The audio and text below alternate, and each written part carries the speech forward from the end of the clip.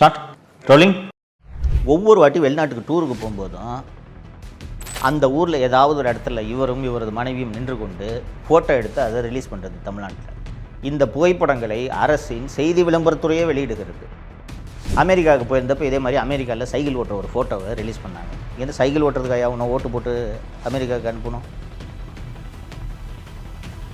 இவங்க ஊரை சுற்றி பார்க்குறதுக்கு மக்கள் வரி பணத்தை எப்படி வீணடித்திருக்கிறார்கள் தெரிகிறதா?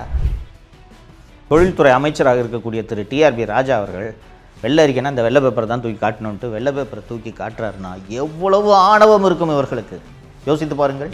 அவருக்கு புரியுற அளவுக்கு ஒரு ஸ்டேட்மெண்ட், ஒரு வெள்ளை அறிக்கை வச்சிருக்கேன். டிஆர்பி ராஜா அவங்க அப்பா டிஆர் பாலுனால தானே மந்திரி ஆனார், இல்லைன்னா என்ன அவர் கட்சிக்காக உடைச்சா அவர் மந்திரி ஆனார்?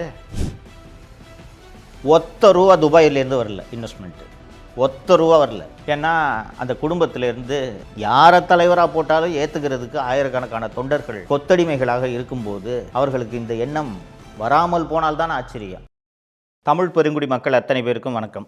2026 சட்டப்பேரவை தேர்தல் வரப்போகிறது. அத்தனை கட்சிகளும் உச்சகட்ட பிரச்சாரத்தில் ஈடுபட்டு கொண்டிருக்கின்றன. திமுக என்ற தீய சக்தி எப்படியாவது மீண்டும் ஆட்சிக்கு வந்துவிட வேண்டும் என்பதற்காக எத்தனையோ பொய்களை உங்கள் முன்னால் அள்ளி வீசி கொண்டிருக்கிறது. அதையெல்லாம் நம்பி மயங்கி தப்பித்தவரை கூட திமுக மற்றும் கூட்டணி கட்சிகளுக்கு நீங்கள் வாக்களித்து விடக்கூடாது என்பதற்காகத்தான் தொடர்ந்து நான் உங்களோடு பேசிக்கொண்டிருக்கிறேன், உரையாடி கொண்டிருக்கிறேன். அன்பார்ந்த தோழர்களே, கருணாநிதி குடும்பத்துக்கும் சரி, ஸ்டாலின் குடும்பத்துக்கும் சரி, தமிழ்நாடு நமக்கு பட்டா போட்டு கொடுத்துருக்கு, நமக்கு சொந்தம் அப்படின்ற நினைப்பு எப்போவுமே உண்டு. ஏன்னா அந்த குடும்பத்திலேருந்து யாரை தலைவராக போட்டாலும் ஏற்றுக்கிறதுக்கு ஆயிரக்கணக்கான தொண்டர்கள் கொத்தடிமைகளாக இருக்கும்போது அவர்களுக்கு இந்த எண்ணம் வராமல் போனால்தான் ஆச்சரியம். அதனால அவர்கள் தேர்தலில் வெற்றி பெற்று ஆட்சிக்கு வந்துவிட்டால் ஏதோ இது ஒரு இன்பச் சுற்றுலா போல ஜாலியாக இருக்கிறதுக்கான ஒரு வாய்ப்பு என்றுதான் நினைத்து ஆட்சி நடத்துகிறார்களே ஒழிய 8 கோடி மக்களின் தலையெழுத்தை நாம் தீர்மானிக்கப் போகிறோம், 8 கோடி மக்களின் நல்வாழ்வை நாம் உறுதி செய்ய வேண்டும் என்ற எண்ணம் அந்த குடும்பத்தில் இருக்க ஒரே ஒருத்தருக்கு கூட துளி கூட இல்லை. அப்படின்றத தான் இந்த 5 வருஷ ஆட்சியில் நீங்கள் பார்த்துருப்போம். தோழர்களே, இந்தியாவில் எத்தனையோ மாநிலங்கள் இருக்கின்றன. ஒவ்வொரு மாநிலத்துக்கும் வெளிநாடுகளிலிருந்து பெரிய பெரிய நிறுவனங்கள் வந்து முதலீடுகள் செய்ய வேண்டும் என்ற விருப்பம் உண்டு. அப்படி வெளிநாடுகளிலிருந்து முதலீடுகள் வந்தால் தான் அந்தந்த மாநிலங்களில் வேலைவாய்ப்பு பெருகும், தொழில் வளம் பெருகும், மாநிலம் வளர்ச்சி அடையும். ஒரு 6 மாதத்துக்கு முன்பு உலகின் மிகப்பெரிய நிறுவனமான கூகுள் நிறுவனம் ஆந்திர பிரதேசத்தில் 85,000 கோடி 5 ஆண்டுகளில் முதலீடு செய்ய போவதாக ஆந்திர முதல்வர் திரு சந்திரபாபு நாயுடு அவர்களோடு ஒப்பந்தம் போட்டது. கூகுள் நிறுவனத்தை தொடர்ந்து அமேசான் உள்ளிட்ட பல்வேறு நிறுவனங்களும் ஆந்திராவில் முதலீடு செய்ய போவதாக அறிவித்திருக்கின்றன. கூகுள் நிறுவனத்தின் சிஇஓவாக யார் இருக்கிறார் என்பது உங்கள் அத்தனை பேருக்கும் தெரியும். தமிழர், நம்ம ஊருக்காரர், சுந்தர் பிச்சை. அப்படிப்பட்ட சுந்தர் பிச்சை முதலீடு செய்வதற்கு தமிழகத்தை தேர்ந்தெடுக்காமல் ஏன் ஆந்திராவை தேர்ந்தெடுத்தார்? ஏனென்றால் ஆந்திராவில் முதலீடு செய்வதற்கு ஏற்ற மாதிரியான சூழலை அந்த மாநில அரசு உருவாக்கி வைத்திருக்கிறது. முதலீடுன்றது என்ன? எதற்காக முதலீடு செய்ய போகிறார்கள்? ஒரு முதலாளி ஒரு மாநிலத்தில் சில 100 கோடிகளை, சில 1000 கோடிகளை முதலீடு செய்கிறார் என்றால் நிம்மதியாக தொழில் பண்ணி அதுலேருந்து நமக்கு லாபம் வரணுன்றது தான் அவரோட நோக்கமாக இருக்குமே ஒழிய அந்த மாநிலத்தை வளர்க்கணுன்றது அந்த மாநில அரசின் நோக்கமாக இருக்க வேண்டும். திராவிட மாடல் ஆட்சி பதவிக்கு வந்தவுடன் முதல் ஆண்டிலேயே 2022 துபாய்க்கு முதலீடுகளை வரவேற்பதற்கென்று சுற்றுப்பயணம் போனார்கள். இந்த சுற்றுப்பயணம் போகிறதுக்கு தொழில்துறை செயலர் அல்லது தொழில்துறை அமைச்சர் அனுப்பி வச்சிருந்தாலே அவங்க போய் பார்த்துட்டு முதலீடு எல்லாத்தையும் கொண்டு வந்திருப்பாங்க. நான் ஏற்கனவே ஆந்திர முதலீடு பற்றி சொன்னேன். சந்திரபாபு நாயுடு அமெரிக்காவுக்கு போய் கூகுள் நிறுவனத்தை சந்தித்து சுந்தர் பிச்சையை போய் பார்த்து இங்கே வந்து முதலீடு பண்ணுங்கலாம் கூப்பிடல. அந்த மாநிலம் சிறந்த மாநிலம் என்று அந்த நிறுவனம் தேடி வந்து ஆந்திராவில் முதலீடு செய்தது. ஆனால் திராவிட மாடல் குடும்பம் நாங்கள் போய் முதலீடை வரவேற்கிறோன்னு சொல்லிட்டு எங்கே போனாங்கன்னா துபாய்க்கு போனாங்க. துபாய்க்கு எப்படி போனாங்கன்னா 22 மார்ச் 2022 உதயநிதியும் அவங்க ஃப்ரெண்ட்ஸ் எல்லாம் ஃபஸ்ட்டு போயிட்டாங்க. 23 மார்ச் 2022 அன்று சபரீசன், அண்ணா நகர் கார்த்தி அவங்க ஒரு செட்டு போயிட்டாங்க. அதற்கு பிறகு தனி விமானத்தில் முதல்வர், துர்கா ஸ்டாலின், அதிகாரிகள் எல்லாம் தனி விமானத்தில் பேரம் பேத்தி நண்டு சிண்டு இந்த திமுக குடும்பத்தில் இருக்கிற அத்தனை பேரும் தனி விமானத்தில் துபாய் சென்று இறங்கினார்கள். கிட்டத்தட்ட ஒரு வாரத்திற்கு மேல் துபாயில் ஆட்டம் போட்டது இந்த குடும்பம், வேறு ஒன்றும் இல்லை. அங்கே போய் ஏஆர் ரஹ்மான் ஸ்டுடியோவை பார்க்குறது, புர்ஜ் காலிஃபா டவரில் ஏறி அங்கே நின்றுக்கிட்டு புகைப்படம் எடுத்துக்கொள்வது, அந்த புகைப்படங்களை வெளியிடுவது என்று கிட்டத்தட்ட இன்பச் சுற்றுலா போல இவர்கள் அந்த முதலீட்டு பயணத்தை நடத்தினார்கள். தோழர்களே, உங்கள் எல்லாருக்கும் தோணும், ஏன் ஒரு முதலமைச்சர் தானே, இவருக்கென்று விடுமுறை எடுத்துக்கொள்ளக்கூடாதா, இவர் துபாய் செல்லக்கூடாதா என்ற கேள்வி உங்களுக்கு எழும். தாராளமாக போகலாம். தவறு கிடையாது. இவங்களுக்கு இருக்க பணத்துக்கு சொந்த காசை செலவு பண்ணிட்டு துபாய்க்கோ அமெரிக்காவுக்கோ உலகின் எந்த நாட்டுக்கோ போய் சுற்றி பார்க்கலாம் இல்லையா? ஆனால் மக்களின் வரி பணத்தில் அரசாங்க காசில் உலகத்தை சுற்றி பார்க்க வேண்டும் என்ற புத்தி இந்த குடும்பத்துக்கு இருக்குதா இல்லையா? அதனால் தான் இதை முக்கியமாக சுட்டி காட்டுகிறேன்.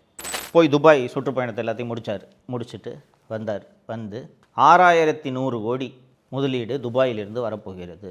Lulu mall, Nobel steel, Kings hospital என்று 3 நிறுவனங்கள் முதலீடு செய்ய போகின்றன என்று வந்து விமான நிலையத்திலேயே அறிவிப்பு வெளியிட்டார் முதல்வர். தோழர்களே, 2026 இருக்கோம். ஒத்த ரூபா துபாயிலேருந்து வரல இன்வெஸ்ட்மெண்ட்டு, ஒத்த ரூபா வரல. 2023 வருஷம் டூர் போகிறாங்க. 23 மே 2023. இந்த டூர் எங்கே தெரியுமா? சிங்கப்பூர் மற்றும் ஜப்பான். கடந்த முறை துபாய்க்கு குடும்பத்தோடு சுற்றுலா போனது கடுமையான விமர்சனத்துக்கு உள்ளான காரணத்தால் இந்த வாட்டி என்ன பண்ணிட்டாருன்னா, பேரம்பேத்தி, கொள்ளு பேரன், கொள்ளு பேத்தி இவங்களெல்லாம் கூட்டிகிட்டு போகல. ஃபஸ்ட்டு மாப்பிள்ளை சபரீசன் தனியாக போயிட்டார், உதயநிதி தனியாக போயிட்டார். திரு ஸ்டாலின் மற்றும் அவரது மனைவி துர்கா ஸ்டாலின் மற்றும் படை பரிவாரங்கள்லாம், உளவுத்துறை ஐஜி செந்தில்வேலன், தினேஷ் எல்லாம் சேர்ந்துக்கிட்டு சிங்கப்பூர் மற்றும் ஜப்பான் நாடுகளுக்கு 23 மே 2023 அன்று சுற்றுப்பயணம் சென்றார்கள். சுற்றுப்பயணம் என்ன? முதலீட்டாளர்களை வரவேற்பதற்காக, முதலீடுகளை வரவேற்பதற்காக பயணம் என்று போனார்கள். போயிட்டு வந்து 3000 கோடி ரூபாய் ஜப்பான் மற்றும் சிங்கப்பூரிலிருந்து முதலீடு வரப்போகிறது என்று விமான நிலையத்தில் முதல்வர் அறிவித்தார். தோழர்களே, இதுவரைக்கும் 10 பைசா முதலீடு அங்கிருந்து வரவில்லை. ஐரோப்பாவிலேயே ஒரு நலிவடைந்த பொருளாதாரம் என்று பொருளாதார வல்லுநர்கள் எந்த நாட்டை கூறுகிறார்கள் என்றால் ஸ்பெயின் நாட்டை சொல்லுவார்கள். சரிங்களா? ஸ்பெயினில் பெரிய அளவு தொழில் வளம் எல்லாம் இல்லை. ஐரோப்பாவிலேயே ஒரு ஸ்பெயின் சுற்றுலாவுக்கு நல்ல நாடே ஒழிய இண்டஸ்ட்ரியல் லெவலில் ஜெர்மனி போல் ஸ்பெயின் வந்து ஒரு முதலீடுகளை தொழில் ரீதியாக வளர்ந்த ஒரு நாடு என்று சொல்ல முடியாது. ஸ்பெயினிலிருந்து முதலீடுகளை வரவேற்கப் போகிறேன் என்று 27 ஜனவரி 2024 முதல் 7 பிப்ரவரி 2024 வரை 15 நாட்கள் ஸ்பெயினுக்கு சுற்றுப்பயணம் போகிறார். போயிட்டு வந்து விமான நிலையத்தில் ஒவ்வொரு வாட்டியும் வந்த உடனே இஷ்டத்துக்கு கூசாமல் போய் சொல்கிறது. இந்த வாட்டி எவ்வளோன்னு கேட்டிங்கன்னா 3440 கோடி ரூபாய் முதலீடு ஸ்பெயினிலிருந்து வரப்போகிறது. அந்த முதலீட்டிலிருந்தும் 10 பைசா இது வரைக்கும் வரல. அதற்கு பிறகு ஜனவரி மாதம் 2024 2 டூர், 28 ஆகஸ்ட் 2024 முதல் 12 செப்டம்பர் 2024 வரை எங்கே சுற்றுப்பயணம் சென்றார் என்றால் அமெரிக்காவுக்கு சுற்றுப்பயணம் சென்றார். அமெரிக்காவுக்கு சுற்றுப்பயணம் சென்றார் என்றால் அங்கே போய் முதலீட்டாளர்களை வரவேற்க அப்படின்ட்டு தானே நமக்குலாம் கதை சொல்கிறாங்க. அங்கே போய் என்ன வேலையை பார்த்தாரு தெரியுமா? ஐஃபோன் தயாரிக்கக்கூடிய ஆப்பிள் நிறுவனத்தை போய் சுற்றி பார்க்குறாரு, கூகுள் நிறுவனத்தை சுற்றி பார்க்குறாரு.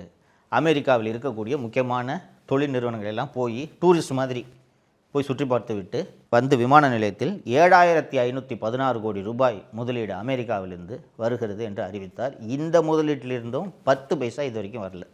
இதில் என்ன விசேஷம் கேட்டிங்கன்னா, ஒவ்வொரு வாட்டி வெளிநாட்டுக்கு டூருக்கு போகும்போதும் அந்த ஊரில் ஏதாவது ஒரு இடத்துல இவரும் இவரது மனைவியும் நின்று கொண்டு ஃபோட்டோ எடுத்து அதை ரிலீஸ் பண்ணுறது தமிழ்நாட்டில். இந்த புகைப்படங்களை அரசின் செய்தி விளம்பரத்துறையே வெளியிடுகிறது. அமெரிக்காவுக்கு போயிருந்தப்போ இதே மாதிரி அமெரிக்காவில் சைக்கிள் ஓட்டுற ஒரு ஃபோட்டோவை ரிலீஸ் பண்ணாங்க. இங்கேருந்து சைக்கிள் ஓட்டுறதுக்காக அவனை ஓட்டு போட்டு அமெரிக்காவுக்கு அனுப்பணும்? யோசிச்சு பாருங்கள். இப்படிப்பட்ட ஒரு முதல்வர் தேவையா நமக்கு? அதற்கு பிறகு கடைசி சுற்றுப்பயணம் 30 ஆகஸ்ட் 2025 முதல் 8 செப்டம்பர் 2025 வரை 8 நாட்கள் சுற்றுப்பயணமாக ஜெர்மனி மற்றும் இங்கிலாந்துக்கு சுற்றுப்பயணமாக முதல்வர் அவரது குடும்பத்தோடு மனைவி திருமதி துர்கா ஸ்டாலின் மற்றும் செந்தில்வேலன் படை பரிவாரங்களோடு சென்றார். இந்த முறை ஐரோப்பிய சுற்றுப்பயணம், இந்த ஜெர்மனி மற்றும் UK சுற்றுப்பயணம் முடிந்த பிறகு வந்து இவர்கள் அறிவித்த முதலீடு எவ்வளவு தெரியுமா? 15000 கோடி ரூபாய்க்கு முதலீடு ஜெர்மனி மற்றும் இங்கிலாந்திலிருந்து வரப்போகிறது என்று அறிவித்தார்கள். இதுக்கு நடுவில் ஒரு தமாசெல்லாம் பண்ணாங்க. ஆக்ஸ்போர்டு பல்கலைக்கழகத்தில் பெரியாரின் படம் நிறுவப்பட்டது என்று ஒரு பெரியாரோட ஃபோட்டோ வச்சு அந்த புகைப்படங்களை எல்லாம் வெளியிட்டார்கள். அந்த ஆக்ஸ்போர்டு பல்கலைக்கழகம் வந்து எல்லாமே இன்டர்நெட்டில் அதோட டீட்டெயில்ஸ் எல்லாம் அவைலபிள். ஆக்ஸ்போர்டு பல்கலைக்கழகத்துக்கு உள்ளேயே பல்வேறு கல்லூரிகள் இருக்கின்றன. அந்த பல்வேறு கல்லூரிகளுக்கென்று அரங்கங்கள் தனியாக இருக்கின்றன. ஒரு ஹால் இருக்குன்னு வச்சுக்கோங்களேன். அந்த அரங்கங்களில் உலகில் எந்த அமைப்பை சேர்ந்தவர்கள் வேண்டுமென்றாலும் அந்த அரங்கத்தை வாடகைக்கு எடுத்து லெக்சர் நடத்தலாம். ஃபார் எக்ஸாம்பிள், நீங்கள் ஜெனட்டிக் சயின்ஸில் ஒரு புதிய தியரியை நீங்கள் கண்டுபிடிச்சிருக்கக்கூடிய ஒரு விஞ்ஞானின்னு வச்சுக்கோங்களேன். இந்த ஜெனட்டிக் சயின்ஸ் பற்றி நான் ஒரு பேப்பரை ப்ரெசென்ட் பண்ணுறேன் அப்படின்ட்டு இந்த ஜெனட்டிக் சயின்ஸ் சம்மந்தமாக படிக்கக்கூடிய மாணவர்கள் ஆராய்ச்சியாளர்கள் வந்து இந்த லெக்சரை அட்டன் பண்ணலாம் அப்படின்ட்டு நீங்கள் அந்த ஹாலை வாடகை எடுத்துக்கலாம். சரிங்களா? அப்போது அந்த ஆக்ஸ்ஃபோர்டு பல்கலைக்கழகத்திலேயே ஜெனட்டிக் சயின்ஸ் பற்றி படிக்கக்கூடிய மாணவர்கள் உங்களோட லெக்சரை, நீங்கள் முக்கியமான ஆளாக இருந்தீங்கன்னா வந்து அந்த லெக்சரை அட்டன் பண்ணுவாங்க. சில லெக்சர்ஸ்க்கெல்லாம் டிக்கெட் கொடுத்து வாங்கணும். ஓகேங்களா? இது போல் ஆக்ஸ்ஃபோர்டு பல்கலைக்கழகத்தில் ஒரு ஹாலை வாடகை எடுத்து ஒரு சாதாரண ஸ்டாண்ட் இருக்கும் தெரியுமா, புகைப்படங்கள்லாம் வைக்கிற மாதிரி, இறந்து போனவங்களுக்கெல்லாம் அஞ்சலி செலுத்துறதுக்கு ஒரு புகைப்படம், ஒரு ட்ரைபாடு மாதிரி வச்சு அதில் ஒரு ஃபோட்டோ வைப்பாங்கல்ல, இது மாதிரி 1500 ரூபாய்க்கு ஒரு பெரியார் ஃபோட்டோவை வாங்கி அந்த ஹாலை வாடகைக்கு எடுத்து அங்கே போய் இவரை கோட்டு சூட்டு போட்டுக்கிட்டு பேசுகிற மாதிரி ஒரு பேச வச்சு அதில் ஒரு ஃபோட்டோ வச்சு ஆக்ஸ்ஃபோர்டு பல்கலைக்கழகத்தில் பெரியார் படத்தை முதல்வர் நிறுவினார் என்று இதற்கு ஒரு பொய்யை சொன்னார்கள். இப்படிப்பட்ட ஒரு கேவலமான கட்சியையோ கேவலமான அரசையோ பார்த்துருக்கிறீர்களா? இந்த வேலையை பண்ணுறதுக்கு மக்களோட வரிப்பணம் கோடிக்கணக்கில் செலவிடப்பட்டிருக்கிறது. நான் இந்த 5 வருஷமாக இவர்கள் போன இந்த டூரோட பட்டியலெல்லாம் நான் ரெகுலராக இப்போ படித்தேன், பார்த்துருப்பீங்க. மக்களே, இந்தியாவில் எல்லா மாநிலங்களுக்கும் வெளிநாடுகளிலிருந்து முதலீடு வருகிறது. ஆந்திராவை உதாரணமாக சொன்னேன். எந்த மாநிலத்தோட முதல்வராவது அந்தந்த நாட்டுக்கு போய் முதலீடு வேணும்ன்ட்டு கேட்குறாங்களா? கேள்விப்பட்டிருக்கீங்களா?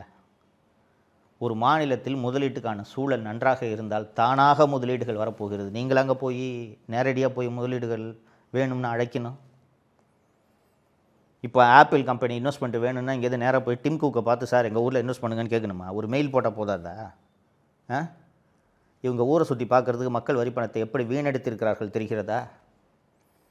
இப்படி முதலீடுகளை வரவேற்கிறோம் என்ற பெயரில் மக்கள் வரி பணத்தில் உலகத்தை பூராக சுற்றி வரலாம், யாரும் நம்மை கேள்வி கேட்க மாட்டார்கள் என்று இந்த குடும்பத்துக்கு எவ்வளோ தைரியம் வந்திருக்கு தெரியுதா? எங்கேருந்து இந்த தைரியம் வரும்? எவ்வளோ தான் இந்த 5 வருஷத்தில் முதலீடு வந்துச்சு? வெள்ளை அறிக்கை வெளியிடுங்கள் என்று எதிர்க்கட்சி தலைவர் திரு எடப்பாடி பழனிசாமி அவர்கள் பலமுறை வலியுறுத்தி இருக்கிறார். தொழில்துறை அமைச்சராக இருக்கக்கூடிய திரு டிஆர்பி ராஜா அவர்கள் வெள்ளை அறிக்கைன்னா இந்த வெள்ளை பேப்பரை தான் தூக்கி காட்டணுன்ட்டு வெள்ளை பேப்பரை தூக்கி காட்டுறாருன்னா எவ்வளவு ஆணவம் இருக்கும் இவர்களுக்கு? யோசித்து பாருங்கள். மக்கள் வரி பணத்தில் உலகம் பூரா போய் சுற்றுறீங்க, குடும்பத்தோடு போய் சுற்றுறீங்க. எவ்வளையா முதலீடு வந்திருக்குன்ட்டு அது சம்மந்தமான ஃபேக்சுவல் ரிப்போர்ட் கொடுங்கன்னு வெள்ளை அறிக்கை கேட்டால் வெள்ளை பேப்பரை தூக்கி காட்டுறாருன்னா எவ்வளவு ஆணவம் இருக்கும் இவர்களுக்கு? இந்த ஆணவக்காரர்கள் மீண்டும் ஆட்சிக்கு வரலாமா? இதை நீங்கள் யோசிக்க வேண்டும். ஆட்சிக்கென்று வந்து விட்டால், மக்கள் வாக்களித்த ஆட்சி கட்டிலில் அமர்ந்து விட்டால் நம்மை யாரும் எதுவும் செய்ய முடியாது என்ற ஆணவம் திமுகவில் இருக்கக்கூடிய அத்தனை பேரிடமும் இருக்கிறது. நீங்கள் இதை மறந்துடக்கூடாது. டிஆர்பி ராஜா அவங்க அப்பா டிஆர் பாலுனால தானே மந்திரி ஆனார், இல்லைன்னா என்ன அவர் கட்சிக்காக உடைச்சா அவர் மந்திரி ஆனார்? இப்படிப்பட்ட ஆணவக்காரர்கள் மீண்டும் ஆட்சியில் அமர்வதை நீங்கள் ஒரு நாளும் அனுமதிக்கக்கூடாது. நீங்கள் நினைவில் வைத்துக் கொள்ளுங்கள். தப்பி தவறி யாராவது நான் திமுகவுக்கோ திமுக கூட்டணி கட்சிக்கோ வாக்களிக்க போகிறேன் என்று சொன்னால் அவர்களிடம் பேசி புரிய வைக்க வேண்டியது இந்த வீடியோவை பார்க்கும் ஒவ்வொருவரது கடமை என்பதை இந்த நேரத்தில் நான் உங்களுக்கு நினைவுபடுத்த விரும்புகிறேன். மறந்துவிடாதீர்கள் தோழர்களே, திமுக என்ற தீய சக்தி தப்பி தவறி கூட ஆட்சிக்கு வரக்கூடாது. இதை நினைவில் வைத்துக் கொள்ளுங்கள். வாக்களிக்கும் போது இதை மறந்து விடாதீர்கள். நன்றி. தமிழகத்தை காப்போம்.